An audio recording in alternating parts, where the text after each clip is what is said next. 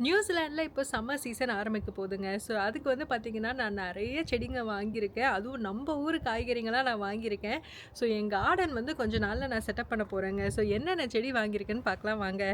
நம்ப ஊரு செடிங்கலாம் பார்த்தீங்கன்னா, அந்த மாதிரி வீட்டுக்குள்ள தான் வச்சிருக்கேன். இன்னும் கொஞ்ச நாள் கழிச்சு நல்லா வெயில் வந்ததுக்கப்புறம் வெளியில எடுத்துட்டு போலான்னு இருக்கேன்.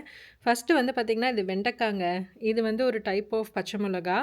இது 2ம் வந்து பார்த்தீங்கன்னா, பாவக்கா. இது 2ம் வந்து லாங் பீன்ஸ் காராமணின்னு நெனைக்கிறேன்.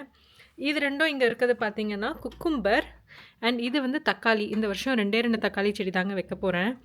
அண்ட் இது வந்து பார்த்தீங்கன்னா, நீட்டு கத்திரிக்காய். குண்டு கத்திரிக்காய் இல்லாம நம்ப ஊரு நீட்டு கத்திரிக்காய். அண்ட் இது 2 வந்து மலபார் ஸ்பினச் அப்படின்றாங்க. மலபார் ஸ்பினச்சுன்றது பசலைக்கீரை. ஃபர்ஸ்ட்டு வந்து பார்த்தீங்கன்னா, ஸ்ட்ராபெர்ரி செடி தான் வாங்கியிருக்கோம். பாப்பாவுக்கு ஸ்ட்ராபெர்ரி ரொம்ப பிடிக்கும். ஸோ இதுக்கு வந்து தனியா அந்த மாதிரி ஒரு பாட் வாங்கி கிட்டத்தட்ட ஒரு 12 செடி கிட்ட இதில வச்சிருக்கோம். அடுத்து லெமன் வந்து வாங்கியிருக்கோம். இதுலயும் நெறைய பூ இருக்கு. ஏற்கனவே 2 குட்டி லெமன் இருக்கு.